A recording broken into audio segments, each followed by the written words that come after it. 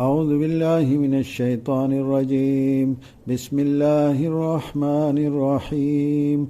ألف لام ميم.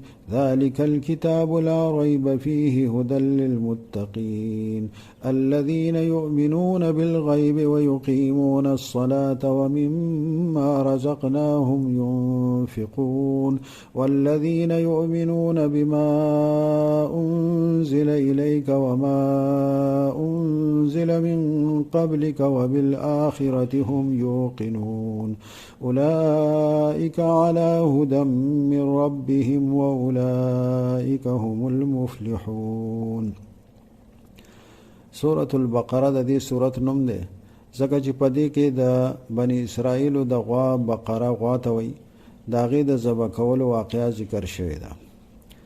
د قرآن پاک په سورتونو کې د ټولو نه لوی سورت دی. مدنی صورت ته مدنی سمانه څنګه چې مخکې ذکر کړیو چې هغه صورتونه چې د رسول الله صلی الله علیه وسلم د مکې نه مدینې ته د هجرت کولو نه وروسته نازل شي. چې کله رسول الله صلی الله علیه وسلم د مکې نه مدینې ته هجرت وکړو د دې صورت نزول شروع شو او بیان دغه چې د رسول الله صلی الله علیه وسلم د آخر عمر پورې د حجۃ الوداع کې بعضی آیاتونه د دې نازل شوي دي چې رسول الله صلی الله علیه وسلم په مکه کې و، لیکن د مفسرینو کوم اصطلاح مخکې ذکر کړی و چې کم آیاتونه چې د هجرت نه وروسته نازل شوي هغه په هر ځای کې نازل شوي هغې ته مدني وایي. دې وجې نه دا صورت مدني صورت دی. رسول الله صلی الله علیه وسلم فرمایي چې سورة البقره تاسو لولئ د دې لوستل برکت دی، د برکت حاصلېدلو ذریعه ده او د دې پرېښودل بدنصیبي او حسرت او افسوس دی او اهل باطل او جادوګر د دې مقابله نشي کولی. یعنی چې څوک دا صورت لولي نو په هغه باندې د جادوګر او جادو اثر نه کوي. په حدیث شریف کې راځي چې په کم کور کې سورة البقره ولوستلی شي نو شیطانان دغه کور نه تښتي. حضرت عبدالله ابن مسعود رضی الله عنه فرمایي چې څوک د شپې د سورة البقره 10 آیاتونه ولولي نو په دغه شپه او په دغه کور ته چې دی نو هغه شیطانان نه داخلېږي او دغه انسان په خپله او د ټول اهل و عیال په دغه شپه کې د هر غم آفت بیمارۍ نه الله پاک بچو ساتي. هغه 10 آیاتونه د سورة البقره هغې کې 4 د اولني آیاتونه دي او 3 بیا چې دی نو یو آیات الکرسی او په آیات الکرسی پسې ورپسې دا 2 آیاتونه 3 دا شو 9 شو او 3 بیا بالکل د سورة البقره آخرنی آیاتونه دا 10 آیاتونه دي. دې صورت کې خو یو آیات داسې دی چې هغه د قرآن پاک د ټولو آیاتونو نه افضل دی، هغه آیت الکرسی ده. آیت الکرسی هم په سورة البقره کې ده. الف لام میم د دې صورت په شروع کې الف لام میم دا توي حروف مقطعات، یعنی داسې حروف دي چې دا یو بل نه جدا جدا ویلې کېږي. لکه ذالکا هغه خو یو بل سره میلاو ویلې کېږي، زال لام کاف نه ویلې کېږي بلکې ذالکا. نو دا الف لام میم دا د یو بل نه حروف جدا علم نه ویلې کېږي. لکه څنګه په علم ترکه کې چې هغه علم دی هغه هم د دې په شان دی. الف لام میم هغه یو بل سره یو ځای ویلې کېږي او دا حروف د یو بل نه جدا ویلې کېږي او آخر ساکن ویلې کېږي. الف لام میم دیتا دیو جن حروف مقطعات و مقطعات معنی جدا او د یو بل نه جدا جدا ویلې کېږي. داسې حروف د قرآن پاک په یو کم 10 سورتونو کې راغلي دي. بعضی حروف پکې داسې دي چې هغه صرف یو حرف دی، لکه د بعضی سورتونو په شروع کې صاد، نون په سورة القلم په شروع کې، قاف سورة قاف په شروع کې. بعضی پکې داسې دي چې هغه 2 حرفونه دي، لکه یاسین، طاسین، طه، حامیم. بعضی پکې داسې دي چې هغه 3 حرف دي، الف لام میم لکه دلته الف لام را طاسیم میم. بعضی پکې داسې دي چې هغه 4 حرف دي، الف لام میم صاد، الف لام میم را. بعضی پکې داسې دي چې هغه 15 حرف دي، لکه سوره مریم په شروع کې کاف ها یا عین صاد یا حام میم عین سین قاف.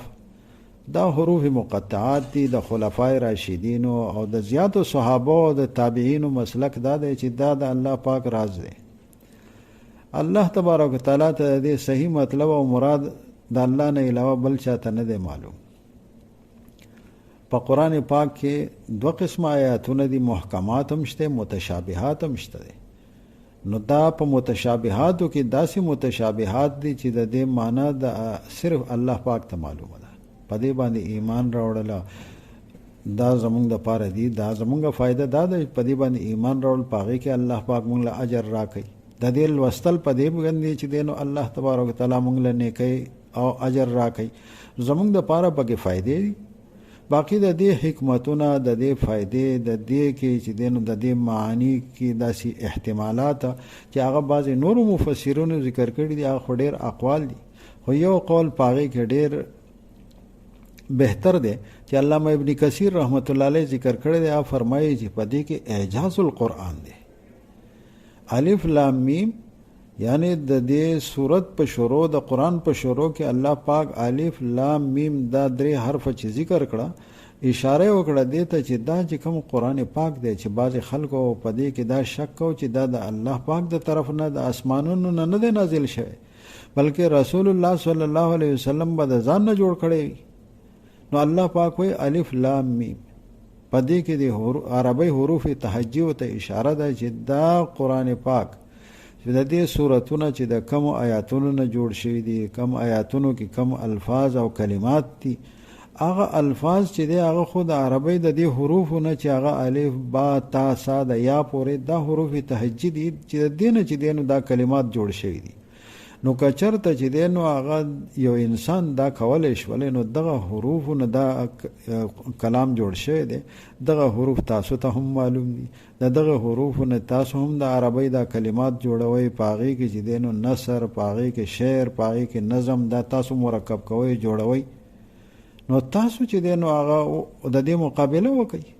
که چرته تاسو داسې وکړی شولی، یو انسان داسې وکړی شي، په بعضې ځای کې الله پاک د پوره قرآن مطالبه کړې ده، په بعضې ځای کې چې دین فاتو بعشر سور مفترض د 10 سورتونو، یو ځای کې په سوره بقره کې را روان دی رکوع کې چې دین الله پاک وایي وان کنتم فی ریب مما نزلنا علی عبدنا فاتو بسوره، یو سورت راوړی د دې په شان جوړ کړي.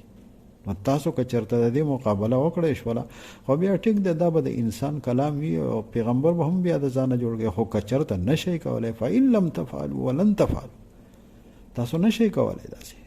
دا د قرآن پاک داسې یو باقی معجزه ده. معجزې خو د رسول الله صلی الله علیه وسلم چې دی نو هغه نور ډېرې دي، لیکن دا قرآن پاک داسې معجزه ده چې د قیامته پورې باقی ده. دا صرف هغه وخت کې هغه عربو ته چې دی نو دا چیلنج نه و، دا اوس هم پوره دنیا ته او را روان پوره انسانانو ته چې دی نو هغه دا چیلنج دی چې که چېرته څوک په دې کې شک کوي چې دا د الله پاک کلام نه دی، نو د دې د څوک مقابله وکړي. نو په دې کې اعجاز القرآن چې دا قرآن معجز کتاب دی، انسانان ټول عاجز دي، هغه د دې په شان کلام نشي ویلی. ذالک الکتاب لا ریب فیه، دا کتاب ذالک الکتاب چې هغه په سورۃ فاتحه کې چې کومه دعا کړې شو او هدایت غوښتلی شو، دا دعا د الله پاک نه غوښتلی وه چې اهدنا الصراط المستقیم، یا الله مونږ ته مونږ کلک کې په هغه صراط مستقیم په نیغه لار باندې، نیغه لار مونږ ته وښیه، په هغې باندې چې دی نو مونږ روان کې.